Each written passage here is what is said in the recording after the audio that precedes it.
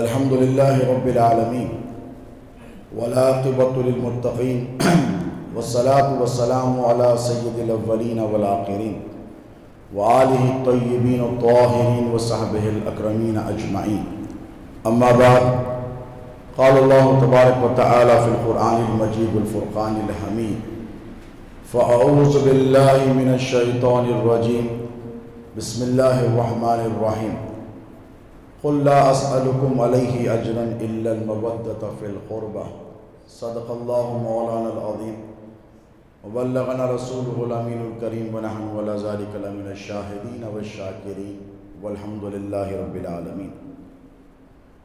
علی شاہ حیدر اماما کبیرہ کہ بعد از نبی شد بشیرا نذیرا کہ بعد از نبی شد بشیرا نذیرا. معزز و مکرم برادران ملت اسلامیہ،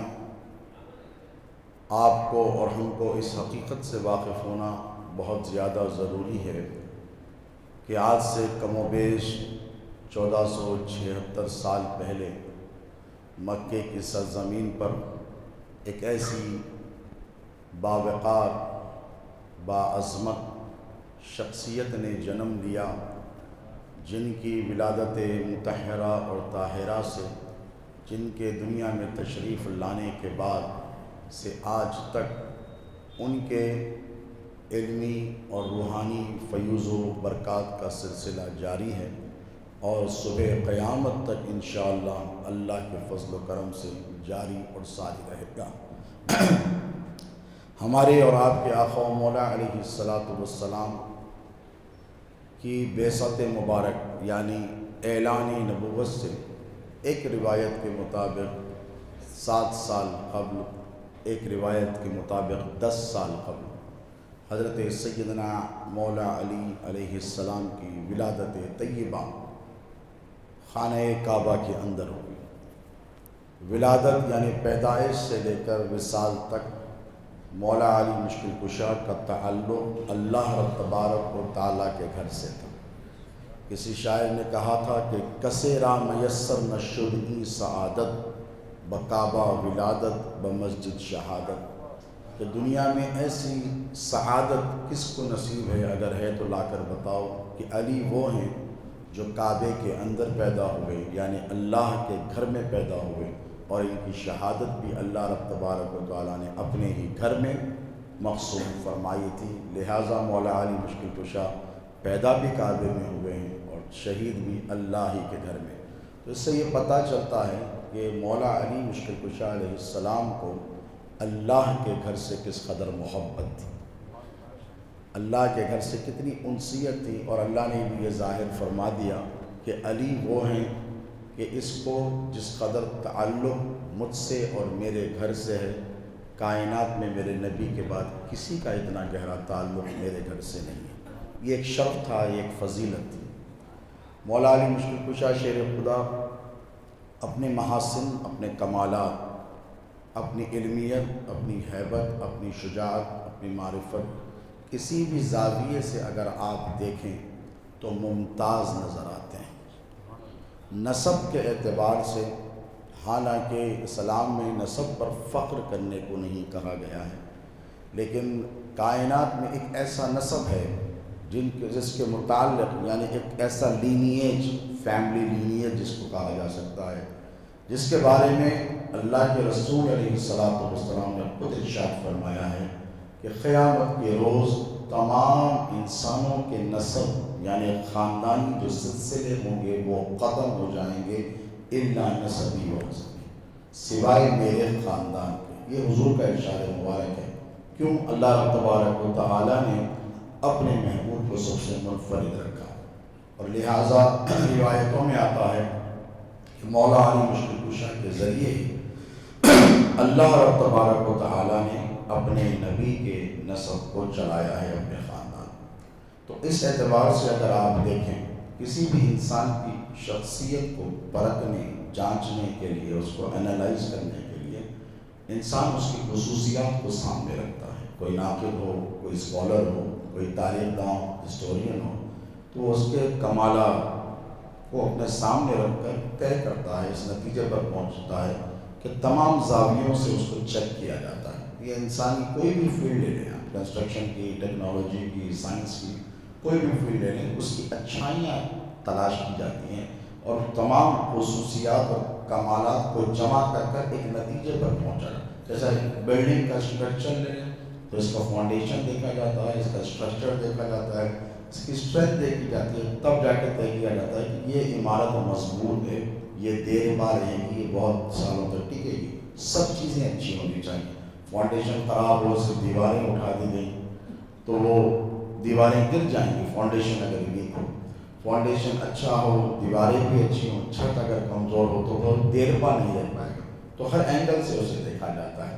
تو تاریخ انسانیت میں میرے نبی کے بعد وہ نبی کی ذات ہو، کہ قرآن خود ہو، کہ صحابہ ہوں، کہ تابعین ہوں، کہ اولیاء ہوں، کہ علماء ہوں، فقہاء ہوں، کہ تمام محدثین ہوں، بلکہ اسلام کو ماننے والے ہوں یا اسلام کے باہر کے اسکالرس ہوں، سب نے جب حضرت مولا علی کی زندگی کا مطالعہ کیا تو سارے کے سارے ایک زبان ہو کر کہنے لگے کہ ہم نے علی کی زندگی کو دیکھا ہے، ہر نہج، ہر اعتبار، ہر زاویے، ہر اینگل سے علی بے مثال اور لاجواب ہے. ولادت سے لے کے شہادت تک حضرت سیدنا مولا علی علیہ السلام کا کسی بھی معاملے میں کسی سے کوئی مقابلہ نہیں ہے. آپ دیکھیں کہ کوئی لڑکا اگر اسکول میں پڑھتا ہے تو دیکھا جاتا ہے کہ کون سے اسکول میں پڑھ رہا ہے، اور اس کی قابلیت، اس کی لیاقت، اس کی نالج کا اندازہ جب ہوتا ہے جب اسکول کا پتہ چلے. ماشاءاللہ ہمارے علی بھائی کے صاحبزادے اوکریج انٹرنیشنل اسکول میں پڑھتے ہیں، اللہ علم سے خوب نوازے. جو میاں کو مصطفیٰ علی خان صاحب کو خوب نوازے پروردگار، اچھے اسکول میں پڑھتے ہیں. تو کوئی بھی سنے گا تو کہے گا بھائی اسکول اچھا ہے تو تعلیم بھی اچھی ہوگی، محنت بھی ہوگی، باہر کے فیکلٹیز ہیں، پڑھانے والے لاجواب ہیں، تو بچے آگے چل کے بہت اچھا پڑھتے ہیں. ہے کہ نہیں؟ ایک عمومی طور پر ایک جنرل پرسپیکٹو ہے انسانی ذہن کا کہ سوچتے بڑا اسکول میں تو اچھی ہی تعلیم اس کی ہو رہی ہوگی. تو آئیں حضور پاک علیہ الصلوۃ والسلام کے علمی جانشین مولا علی مشکل کشا کے پاس چلتے ہیں. آپ مجھے بتائیے ٹھنڈے دل سے کہ کوئی ایسا لڑکا کائنات ہست و بود میں ہے جس کو خود حضور معلم کائنات آقا علیہ السلام نے تعلیم عطا فرمائی. دیکھیں میرے نبی سے بڑا عالم کائنات میں کوئی نہیں. اگر کسی کے پاس یہ عقیدہ ہے کہ نعوذ باللہ من ذالک نبی سے بڑا کوئی عالم ہوتا ہے تو وہ کافر ہو جائے گا. کیوں؟ اس لیے کہ اللہ جب کسی بندے کو اپنے نبی بنا کر مبعوث فرماتا ہے تو یہ قاعدہ کلیہ ہے کہ نبی اپنی امت کا سب سے بڑا عالم ہوتا ہے. آدم سے لے کے عیسیٰ تک جتنے انبیاء و رسول آئے کوئی شخص یہ دعویٰ نہیں کر سکتا کہ ہم امت ہونے کے باوجود علم میں اپنے نبی کے برابر ہیں. وہ الیاذ باللہ تعالیٰ کافر ہو جائے گا. یہ مفروضہ عقیدہ وہ اگر رکھے گا. اب نبی رحمت علیہ السلام کے پاس آئیں تو اللہ تبارک و تعالیٰ نے تمام علوم یعنی علم جتنے تمام انبیاء کو دیے اس کے 99 حصے روایتوں میں آتا ہے اس سے کہیں زیادہ علم میرے نبی کو عطا فرمایا. یعنی ہم امت سے مقابلہ تو درکنار تمام انبیاء کا علوم وَعَلَّمَ آدَمَ الْأَسْمَاءَ كُلَّهَا آدم کے سامنے تمام کائنات کے علوم رکھے گئے. اسی لیے حضرت انسان آدمی کے پاس یہ تمام علوم ہیں. آدم دنیا کی ابتدا سے لے کے دنیا کی انتہا تک جو کچھ ہونے والا ہے مفسرین فرماتے ہیں حضرت آدم علیہ نبینا علیہ السلام کے سامنے پیش کیا گیا. وہ سب جانتے ہیں کہ یہ مائک ہے، یہ لاؤڈ اسپیکر ہے، یہ راکٹ ہے، یہ سیٹلائٹ ہے، ان کو سب پتہ ہے. تو تمام علوم اللہ نے پہلے ان کے سامنے پیش کیے لیکن محدثین اور مفسرین کا اس پر اجماع ہے کہ آدم کے علم سے سینکڑوں گنا زیادہ میرے اور آپ کے نبی رحمت علیہ السلام کا علم تھا، اس میں کسی کو کوئی شک نہیں ہے۔ اور قرآن کا علوم جو ہے، قرآن خود اقرا باسمی کے لفظ سے جب شروع ہوتا ہے تو اسی سے تعلیم کی اہمیت اور افادیت کا پتہ چلتا ہے۔ تو وہ معلم کائنات آقا علیہ السلام نے حضرت سیدنا مولا علی علیہ السلام کو اپنی تربیت آغوش میں لیا، آغوش رسالت میں لے کر اللہ کے رسول علیہ السلام نے حضرت سیدنا علی المرتضیٰ کی علمی تربیت فرمائی۔ تو روئے زمین پر جو سب سے پہلے جس ذات نے میرے نبی پر ایمان لایا وہ حضرت مولا علی علیہ السلام کی ذات ہے۔ حضرت سیدنا علی خود فرماتے ہیں، حضرت عبداللہ ابن عباس اس کی روایت کرتے ہیں کہ پیر کے روز میرے نبی نے نماز پڑھی، اعلان نبوت کیا، اور منگل کے روز علی المرتضیٰ نے میرے نبی کے ساتھ نماز پڑھی ہے۔ حضرت سیدنا علی کی ولادت ہوئی، حضور اقدس صلی اللہ علیہ وسلم نے اپنی آغوش میں لیا، علی نے آنکھیں کھول کر حضور پاک علیہ السلام کے چہرے اقدس کو دیکھا۔ اب دیکھیں جب اللہ رب تبارک و تعالیٰ نے حضرت علی کو نبی کا وزیر بنا کر بھیجا ہے، یعنی نبی کا جانشین بنا کر بھیجا ہے، غزوہ تبوک کا دور ہے، حضور غزوے کے لیے تشریف لے جا رہے ہیں، اس اثنا میں حضرت علی تشریف آیا، کہا یا رسول اللہ آپ نے مجھے اطلاع نہیں دی، آپ مجھے چھوڑ کر جا رہے ہیں، آپ مجھے اپنے ساتھ نہیں رکھتے۔ تو آقا علیہ السلام مسکرائے اور مسکرا کر ارشاد فرمایا، اے علی میں تم کو عورتوں بچوں کے لیے چھوڑ کے نہیں جا رہا ہوں، بلکہ سنو تمہاری مثال ایسی ہے جیسے موسیٰ کے لیے ہارون تھے۔ موسیٰ نے کہا تھا وہ ہارون علی وزیرہ، اللہ میرے بھائی کو میرا وزیر بنا۔ وزیر وہ ہوتا ہے جو نائب ہوتا ہے، جو قائم مقام ہوتا ہے، جو جانشین ہوتا ہے، تیرے بادشاہ کے غیاب میں سارا نظام جو چلاتا ہے وہ وزیر ہوتا ہے۔ اسلامی پرسپیکٹیو سے اگر دیکھا جائے تو اللہ کے رسول علیہ السلام نے فرمایا لا نبی آبادی، اتنا فرق ہے کہ میرے بعد کوئی نبی نہیں ہوگا۔ تو اس اعتبار سے اگر آپ دیکھیں تو حضرت علی کو حضور اقدس علیہ السلام نے اپنا جانشین بنایا، اس لیے کہ وہ تمام کمالات جو وزیر ہونے کے لیے درکار تھے وہ سارے کے سارے مولا علی مشکل کشا میں موجود تھے۔ علم کے اعتبار سے دیکھیں آپ تو حضرت سیدنا عبداللہ ابن عباس جو سید المفسرین ہیں، یعنی قرآن سے جو سب سے پہلے تفسیر کی گئی، تفسیر یعنی ڈیٹیل انالائسس آف قرآن جسے کہا جاتا ہے، وہ کرنے والی ذات حضور پاک علیہ السلام کے چچا ذات بھائی حضرت سیدنا عبداللہ ابن عباس رضی اللہ تعالی عنہ ہیں۔ ان سے کسی نے دریافت کیا کہ آپ علی کے علم کے بارے میں کیا کہتے ہیں، تو انہوں نے ارشاد فرمایا، توجہ سے سنیں، دیکھیں اس میں مسئلہ یہ مغالطہ ہو جاتا ہے کہ لوگ یہ کہتے ہیں کہ اہل سنت میں، اہل طریقت میں لوگ بے وجہ کہ حضرت سیدنا علی کے مقام و مرتبے کو بڑھانے کی کوشش کرتے ہیں۔ حقیقتاً یہ میرے نبی کا ارشاد برحق ہے، میں کھلے ذہن سے اس لیے کہہ رہا ہوں کہ تاکہ تمام مکاتب فکر میری بات پر غور کریں اور سمجھیں، تاکہ ہم جو کہتے ہیں یہ بلا وجہ نہیں کہتے۔ بات صرف اتنی سے کہ حضور نے خود ارشاد فرمایا تھا کہ اے علی تیری وجہ سے لوگ جنت میں بھی جائیں گے، جہنم میں بھی جائیں گے۔ وہ جہنم میں جائیں گے جو تجھ سے بغض رکھیں گے، حد سے زیادہ تجھ سے نفرت رکھیں گے، وہ جنت میں جائیں گے جو تجھ سے محبت رکھیں گے، اور ایک دوسرا فرقہ ہوگا تو حد سے زیادہ تجاوز کرے گا، تیرے مقام کو، تیرے رتبے کو، تیری شان کو، تیری منزلت کو بڑھانے میں وہ غلو کرے گا، وہ بھی اللہ رب تبارک و تعالیٰ کے نزدیک عذاب کا مستحق ہوگا۔ بالکل ایسے ہوگا، حضور نے فرمایا جیسے عیسیٰ کے ساتھ معاملہ ہوا تھا۔ عیسیٰ علیہ السلام نے کبھی نہیں کہا تھا کہ انا ابن اللہ، میں اللہ کا بیٹا ہوں، نعوذ باللہ من ذالک، لیکن ان کے حواریوں نے ان کے مقام کو بڑھانے کے لیے انہیں اللہ کا بیٹا بنا دیا۔ تو حضرت عیسیٰ علیہ السلام ذمہ دار نہیں ہے، نعوذ باللہ من ذالک، وہ لوگ ہیں جنہوں نے کیا تھا۔ لیکن اگر ٹھنڈے دل سے بالکل سنجیدہ مزاجی سے آپ اگر حضرت سیدنا علی علیہ السلام کے علم کے متعلق غور و فکر کریں، تاکہ علم اسلام کی اساس ہے، علم اسلام کی بنیاد ہے، علم اسلام کا فاؤنڈیشن ہے، ہمارا سارے کا سارا مذہب کا دار و مدار علم پر ہے۔ کس پر ہے؟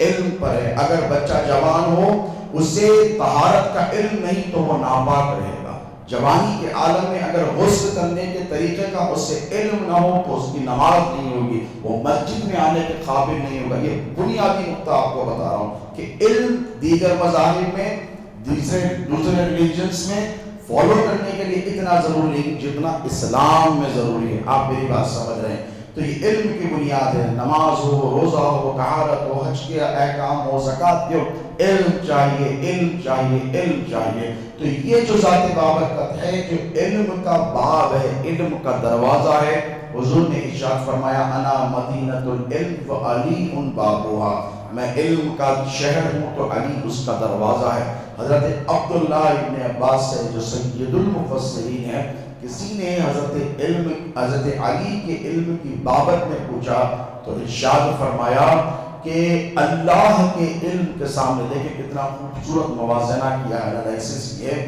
کہ اللہ کے علم کے سامنے نبی کا علم ایسے جیسے 7 سمندروں کے سامنے ایک قطرہ پانی۔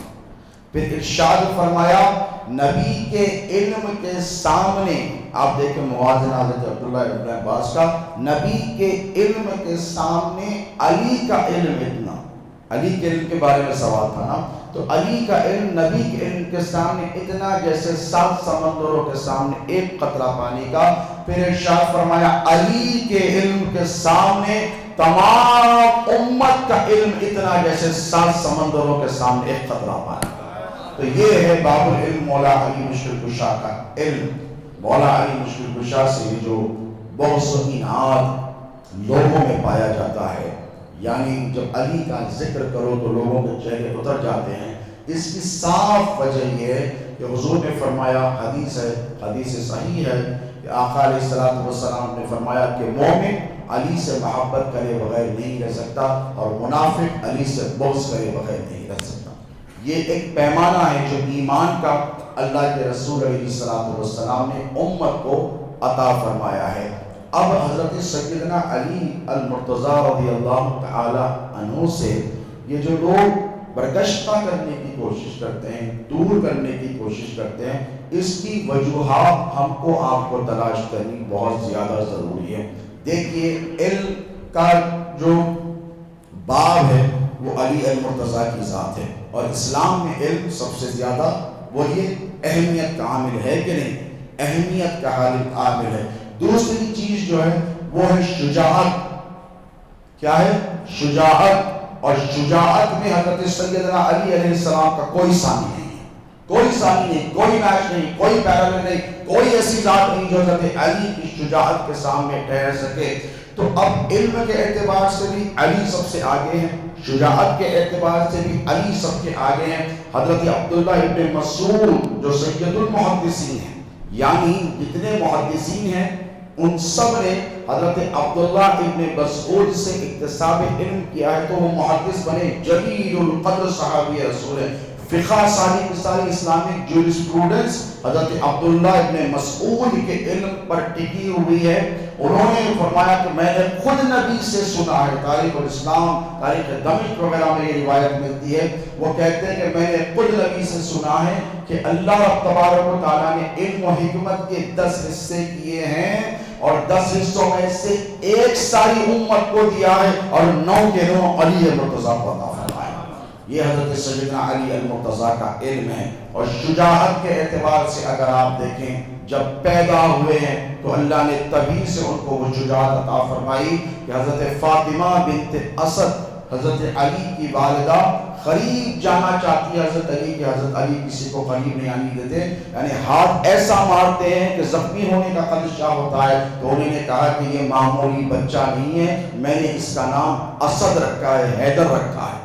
حضور آئے، حضور نے اپنے سینے سے لگایا، جب حضرت علی مرتضیٰ نے آنکھیں کھولی تو وہ جو پنجے اللہ رب تبارک و تعالیٰ نے حضرت علی کو شیر کی طرح ہاتھ عطا فرمائے تھے، یعنی یوں سمجھ کر چلے کہ پہلے ہی سے ان کی تربیت ہو رہی تھی۔ شجاعت کے اعتبار سے اسلام کا جو اولین معرکہ ہوا، جسے یوم الفرقان قرآن مجید میں کہا گیا، یعنی کفر اور ایمان کے درمیان جس جنگ نے فرق کر دیا، مسلمانوں کو سب سے بڑی فتح جس جنگ میں ملی، مسلمان جو 13 سال سے آپریشن میں تھے، 14-15 سال سے اسلام کے آنے کے بعد دبائے جاتے تھے، ظلم کیا جاتا تھا، مارا جاتا تھا، جاگیریں لوٹ لی گئی تھی، بے گھر کر دیا گیا تھا، عورتوں کو بچوں کو یتیم بنا دیا گیا تھا، اسلام کا اگر کوئی نام لیتا تو اسے قتل کر دیا جاتا، حضرت بلال جیسی شخصیت کو تپتی ہوئی ریت پر بٹھا دیا جاتا، حضرت سمیہ جیسی عورت کو پہلی صحابیہ جو اللہ کی راہ میں شہید ہوئی ہیں، بے دردی کے ساتھ شرمگاہ میں نیزہ ڈال کر شہید کر دیا جاتا ہے ٹھوک کر۔ ایسے ایسے مظالم اسلام پر ہوئے ہیں۔ اب آپ پلٹ کر جنگ بدر کی طرف آئیں، 70 سے زائد کفار کے قریش کے سرداروں کو قتل کیا گیا، واسل جہنم کیا گیا۔ آپ جان کر تعجب کریں گے کہ بدر کا معرکہ ہے، 22 یا 23 سال کی عمر ہے صرف حضرت علی کی، بہت زیادہ نہیں ہے، لیکن اس عمر میں حضرت علی شیر خدا نے وہ جوان مردی کے جوہر دکھائے کہ آج تک انسانیت ششدردہ ہے، حیرت میں ہے کہ ایک شخص نہتہ تلوار لے کر جنگ میں اترتا ہے، 70 کو سارے صحابہ 313 مل کر مارتے ہیں، ان میں سے 40 کو مارنے والی ذات کو علی حیدر کرار کہتے ہیں۔ اب آپ بتائیے میرے نبی کو جو سب سے بڑی فتح ملی وہ جنگ بدر کی تھی، جسے اللہ تبارک و تعالیٰ نے یوم الفرقان کہا تھا۔ 17 کاری ضرب جسم پر لگے، کاری ضرب یعنی وہ ضرب کو کہتے ہیں جب پڑتا ہے جسم پر تو گوشت تک کر ہڈی تک نظر آتا ہے، 17 کاری ضرب لگے۔ اور یہ علی وہ ہیں جو جتنے زمینوں پر مشہور ہیں اتنے آسمانوں پر بھی مشہور و معروف ہیں۔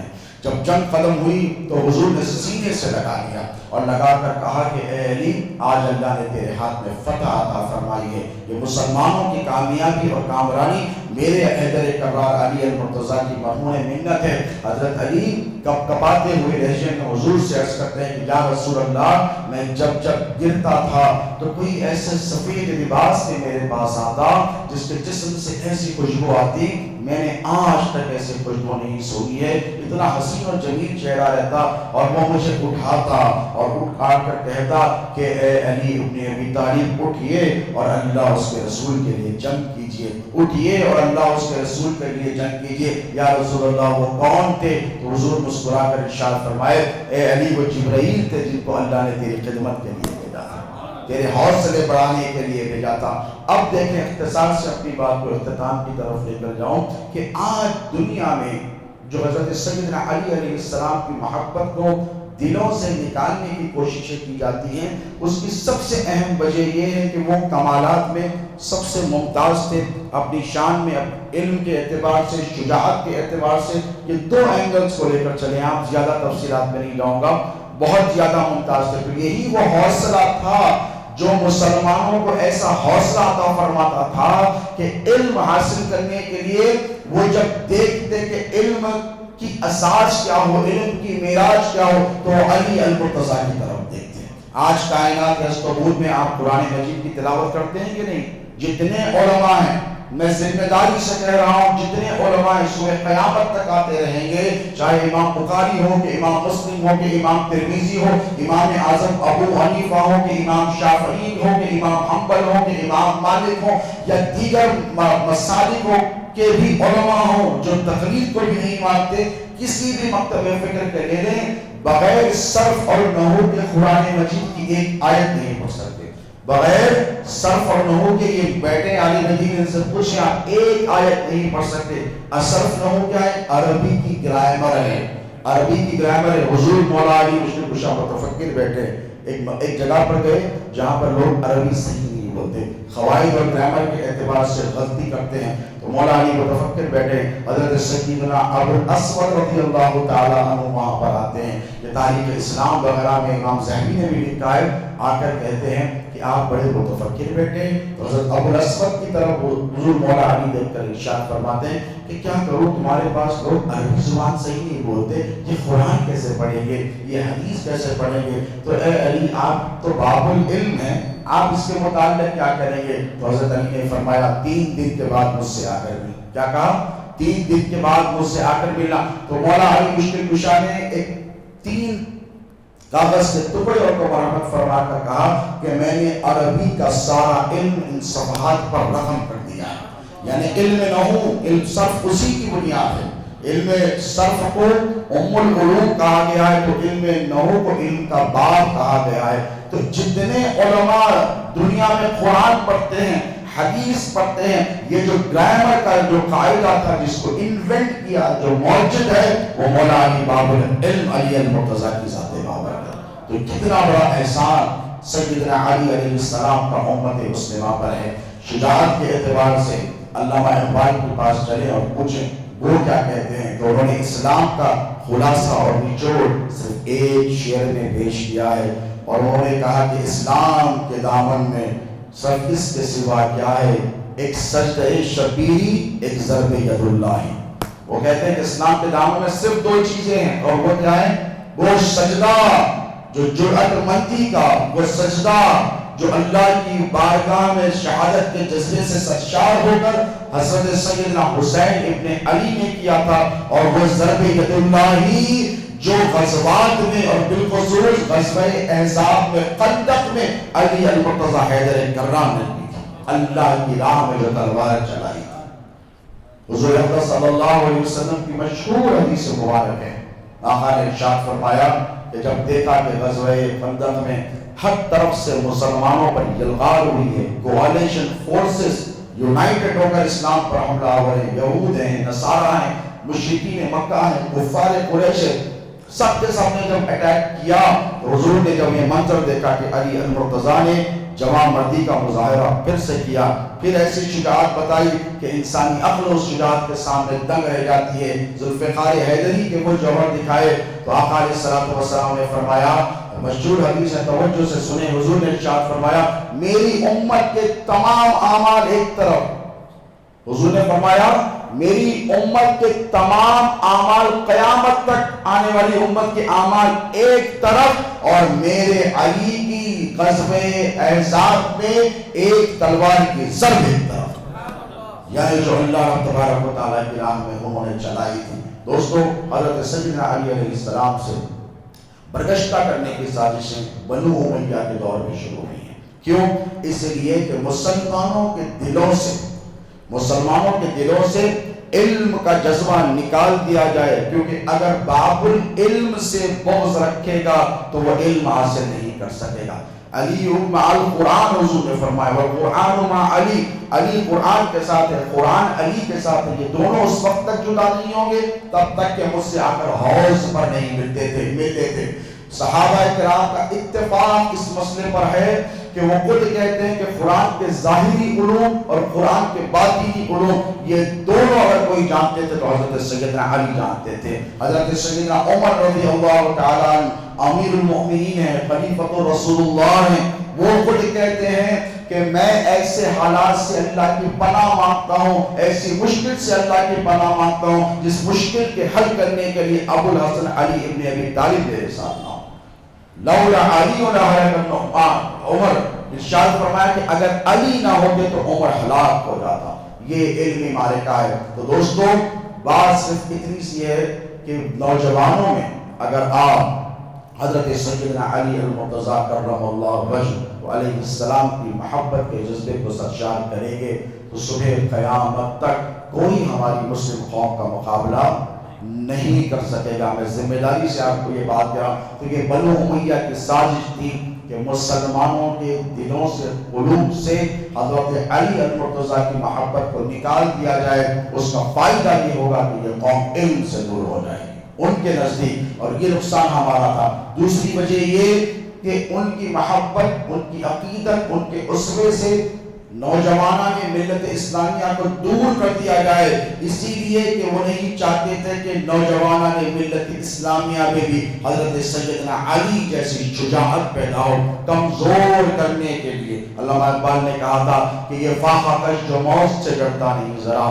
روح محمد اس کے بدن سے نکال دو، اہل حرم کو دے کے فرنگی تخیلات اسلام کو حجاز و حرم سے نکال دو. تو یہ فرنگی تخیلات مسلمانوں میں امپارٹ کیے گئے تاکہ اہل بیت کی محبت سے ان کو دور کر دیا جائے. اور یاد رکھیں دوستو، حضرت سیدنا علی المرتضیٰ کے کمالات و محاسن بہت ہیں زندگی جس کے لیے درکار ہے سننے اور سمجھنے کے لیے.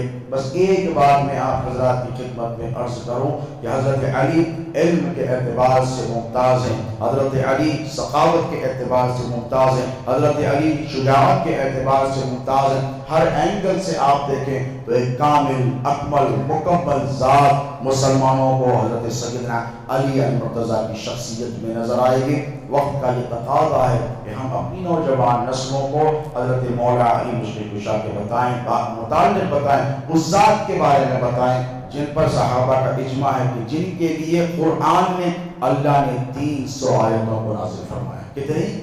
300 آیتیں حضرت سیدنا علی المرتضیٰ کے حوالے سے قرآن مجید میں نازل کی گئی ہیں, اور دیگر آیات بھی ہیں جو مولا علی کی شان میں نازل کی گئی ہیں. بس اتنا ضرور یاد رکھیں کہ اپنی آنے والی نسلوں میں اگر آپ چاہتے ہیں کہ حوصلہ ہو کفر کا مقابلہ کرنے کے لیے, مسلم دشمن قوتوں اور طاقتوں کا مقابلہ کرنے کے لیے, تو آپ کو ہم کو ان کو حضرت شیر خدا اسد اللہ غالب سیدنا علی کی سیرت طیبہ سے واقف کرانے کی ضرورت ہے. آپ چاہتے ہیں کہ اسلام میں مسلمان جتنے ماننے والے ہیں اسلام کے, یہ علمی پسماندگی سے دور ہوں, ان کے پاس لٹریسی کا لیول بڑھے, ان کے پاس الٹریسی ختم ہو, یہ مسئلہ ختم ہو, تو آپ کو حضرت سیدنا علی کے علم کے متعلق نوجوان نسل کو بتانا پڑے گا.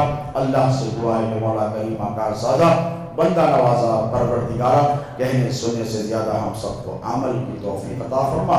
جتنے حاضرین ہیں مولا یہاں پر ان سب کی حاضری کو قبول فرما, پریشان حالوں کی پریشانیوں کو دور فرما, بیماروں کو صحت و عافیت اور سلامتی کی زندگی عطا فرما, مسلمانوں کی صفوں میں اتحاد اتفاق محبت اور قوت کو قائم اور دائم فرما, اختلافات کو دور فرما. مولا اپنے فضل سے کرم سے مسلمانان اسلام کی مدد فرما, امداد فرما, نصرت فرما. جہاں کہیں مسلمانوں پر ظلم زیادتی ہو رہی ہو, پروردگار اپنے فضل و کرم سے انہیں کامیابی عطا فرما, ان کو حوصلہ عطا فرما. وصلی اللہ تعالی علی خیر خلقہ محمد وآلہ وصحبہ اجمعین وما علینا الا البلاغ.